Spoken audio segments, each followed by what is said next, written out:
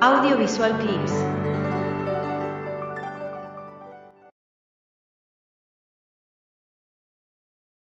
Mirar a Buenos Aires como si fuera un capítulo de la serie Wild Animals, Animales Salvajes.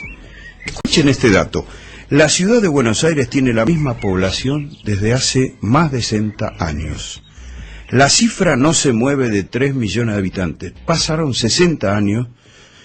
Hacia 1950, aunque no tengo el dato exacto, no habría más de 200 o 300 mil autos en esta ciudad, porque en todo el país circulaban 500.000 de autos. O sea, menos de un auto por cada 10 habitantes de la ciudad. Mientras que hoy la cifra oficial de autos en la ciudad de Buenos Aires es de 1,5 millones, o sea, 1 cada 2 habitantes. Ahí está, ¿ves? Se hace difícil.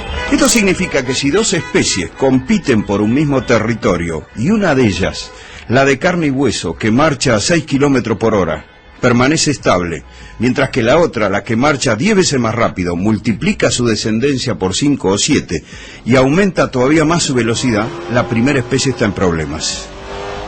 Ha tenido que ceder mucho en esa pelea por el territorio. ¿Qué cedió? La calle, la vereda y parte de sus neuronas. Vamos a ver. Si a esto le agregamos que aquí al lado, en la provincia de Buenos Aires, hay otros 3.600.000 autos, parte de los cuales también ingresan todos los días en la ciudad, casi te diría que la especie humana en la capital federal está en extinción. Pero no cuento esta maleta para hacer catastrofismo barato. Me interesa ver qué cambio sufrió la vida en la ciudad de Buenos Aires. Cuando yo era chico, vivía en un suburbio cercano a la capital, el barrio de Malaber, que no es mal a ver, es Malaber todo junto. Cerca de Florida, por Florida, ¿no? Pero había, sí, es más hacia el oeste. Malaber está San Martín, San Andrés, claro. Malaber.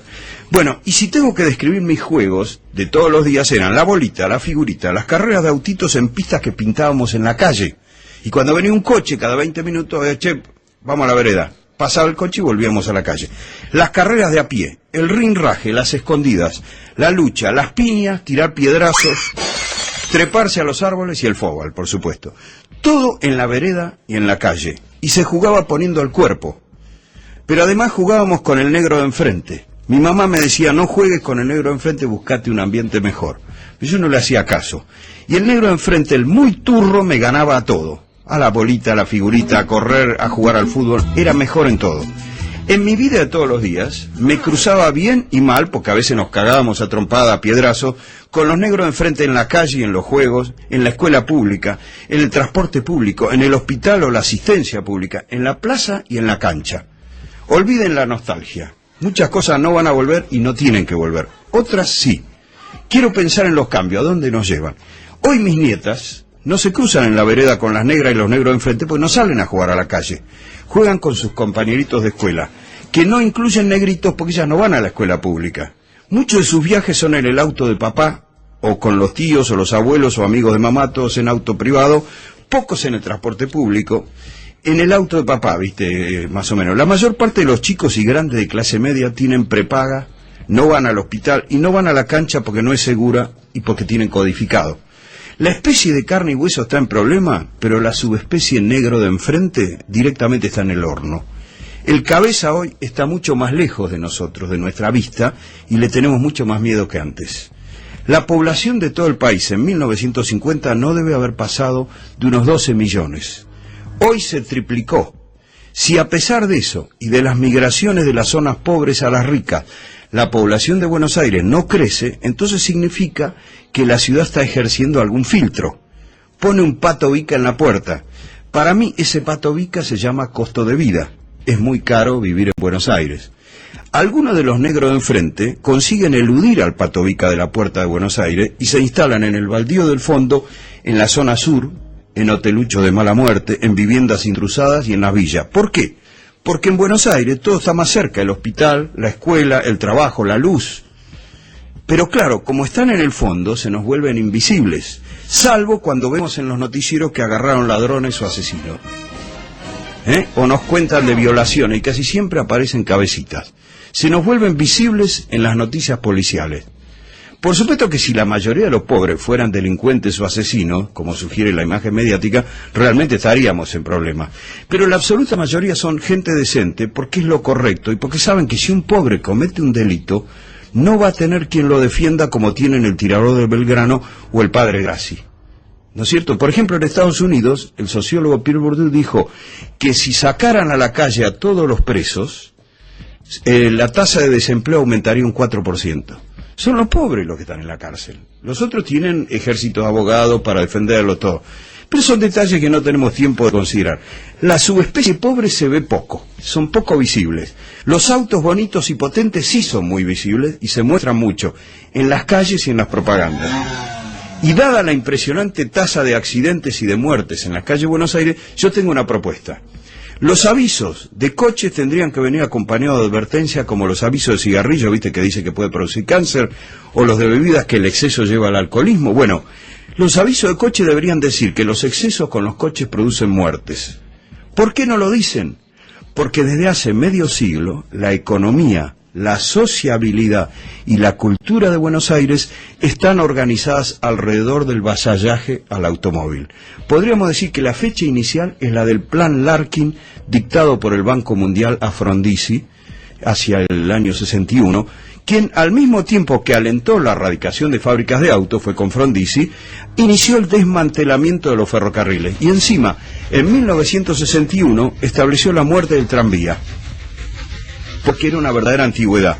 ¿A quién se le va a ocurrir usar tranvías hoy? Solamente a 350 ciudades del mundo, cierto que varias del primer mundo. Nosotros no queríamos ser antiguos. La distancia entre nosotros y los tipos que viven atrás en villa y casas tomadas aumentó.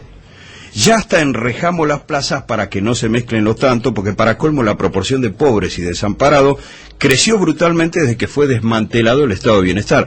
Susana Torrado explica cómo muchas familias de los sectores populares existían sencillamente porque había una red proporcionada por transporte barato, hospital público que funcionaba, etcétera, escuela pública, que esa red se desmanteló.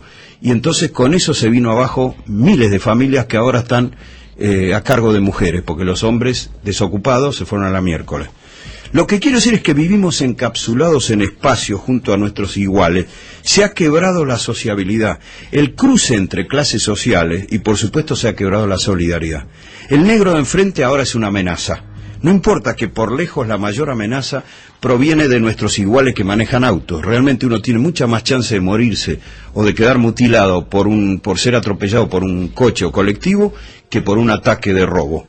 Pero sin embargo le tenemos más miedo al otro. ¿Por qué? Porque le tenemos miedo al diferente.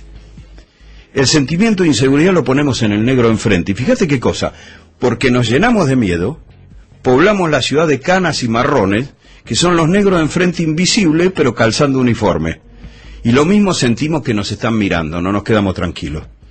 Por supuesto que en el miedo al pobre está presente el Paco, como si la droga no volviera peligroso a un tipo de clase media o alta. Pero ¿qué pasa? ¿Que el pobre tiene más motivo para atacarnos y robarnos? Bueno, sácale los motivos, reclamá y apoyá activamente una sociedad con más oportunidades para todos. Es más difícil, no me jodas. Si el animal característico de la ciudad es el ciudadano, y los ciudadanos se consideran iguales ante la ley, así lo dicen todas las constituciones, hay mucha gente que fue estafada. No eligió nacer y vivir como pobre, ni ser para la ley un sospechoso, no lo eligió.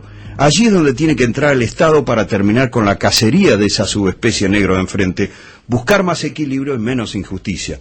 Pero últimamente estamos demasiado ocupados circulando en nuestra propia cápsula, cuidándonos de esos bultos que se te cruzan todo el tiempo en las esquinas y en el medio de la calle o te avanzan en los semáforos. Che, ¿por qué no se van a joder a otra parte?